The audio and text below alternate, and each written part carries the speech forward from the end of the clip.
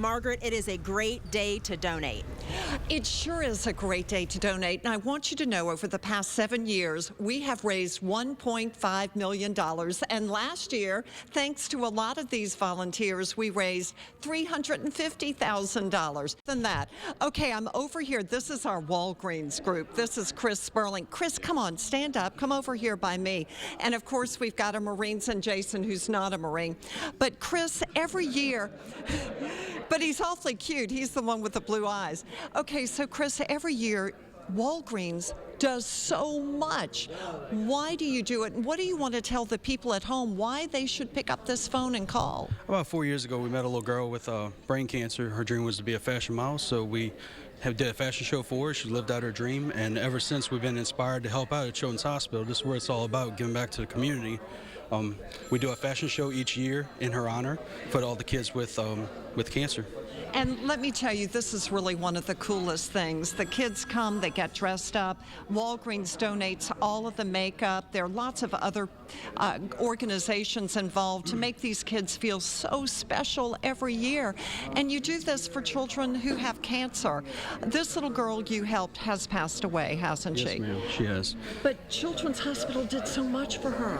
Yes, Children's Hospital and Walgreens developed a partnership over this little girl, and like I said, every year we come back and we do this fashion show for her in her honor, and we're still inspired to help out other things. We help out the telethons each year, both this one and the one in May, and we continue to help out. Okay, so wait, this is something you may not know. There are lots of other volunteers. We're going to take a walk. Thank you, Chris. Down, we also have Walgreens over here. Now, give me an idea. Why do you do this? Well, this is my home. I had cancer as well. I'm a survivor. I 2 years here. Also, my son, he was born this May. He spent the first 3 months of his life in the NICU unit upstairs. So. Okay, so did you hear this? He is a cancer survivor who spent about 2 years here at Children's Hospital. Oh, and your phone is ringing. Do you think you could get this for him? Okay, good. How was it here? What did they do for you? The fondest memories, the volunteers, you know. Just to come and have a childhood experience like the fashion show that Mr. Sperling puts on means the world. It makes you a kid again. Because it's really hard. I mean, cancer is the pits. And let me tell you, they've got one of the most incredible cancer centers here. It looks out over Audubon Park. It's 18 rooms. I had a picture yesterday that someone had sent in saying, look, angel wings in the sky, a beautiful cloud formation. So it's wonderful for all of the children and the family to be able to look out the window and to see beauty and to get the treatment and the care that they need. How about when your son was here? It was a good visit. The NICU unit nurses are just completely amazing. That second family. You know, when we come to here for surgeries or checkups, we like to go upstairs and talk to them. And the NICU unit is the neonatal intensive care unit.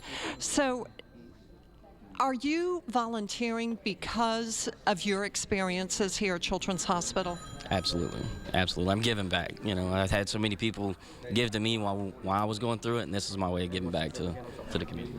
What do you want to tell people at home? How do you make them pick up the phone and call for this really important cause? This is just every kid needs some help, and this cause is raising up money to help fund this hospital and this operation. So if you could just pick up that phone and call the Jazz Marathon and give us a donation, $5 or $500, it doesn't matter. Every dollar counts. This is Jason. This is Jacob. Jacob was diagnosed a month ago. What do you have? CML leukemia. So he's got leukemia. He was actually on the St. John football team, and that's kind of been put on hold for now. Yeah, for right now, it's just get through my treatment, and if I come back, I have a new start. And what he was saying is that he's embracing this. You know, he's been diagnosed with cancer. He's not letting him be put down by this. What do you have in your hand? I have a squid hat. A squid hat? Yeah, one of my really good friends brought it by, and I think you should put it on. Oh, yeah? Yeah. I think so, too. Go for it. So this is his squid hat. He lost his hair, but who cares? And he's wearing the mask because he's susceptible to becoming sick. And so if anybody else is sick or coughs on him or anything, well, then he could get sick. Hey, you look good. I know, thank you. What do you think, everybody? Oh, yeah. He looks pretty good, right? So what do you want to tell people at home? Why should they pick up the phone and call? I mean, cancer is really nothing to play with. But I think it's just to give the kids a little bit more hope. And you're giving them hope right now. Now, what's cool is that Jason came over when he saw you come down. Jason was here at Children's Hospital. How old were you? I was 11. I did 2 years of chemo, so 11 to 13. I had to come here every other week, 2 weeks. And what's cool, when he saw Jacob come down, he went right over and said, hey, you can get through this. What do you want to tell Jacob now? Absolutely the best thing, man. Just be strong for your mom and your dad. Don't let it get you down, be positive, and just prayer from family, friends, and loved ones, and you'll get through it, man. Cancer is cancer, but you can beat it. She beat it. You got it. Miss Anna beat it. Anna Kitchens is here too. So you have 3 people who've been through cancer treatment here at Children's Hospital. Anna, come on over. So what do you want to tell Jacob? Just never give up, always keep fighting, and stay involved with Children's Hospital afterwards. It was interesting. They were talking to each other about the hair, and you wanted to know how long did it take for your hair to get that long, right?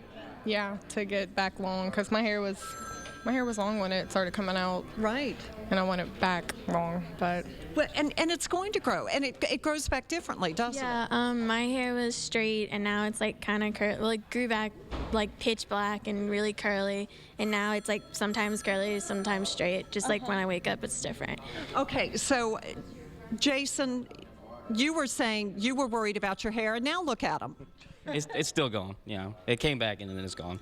When I got mine back, I had black hair. When it came back, it was brown, blonde, and black mixed together. And finally went back to brown, but 2 years later, it started falling out again. So what's interesting is that you have 2 people here who've been through Children's Hospital, through the Cancer Center, and they're both volunteering.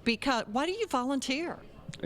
This is our home. I mean, we spent 2 years of our life here. I mean, this feels right. I want to pay back what all the doctors and nurses and reporters and everybody that's doing and helping the community. This is just our way of paying it back, paying it forward.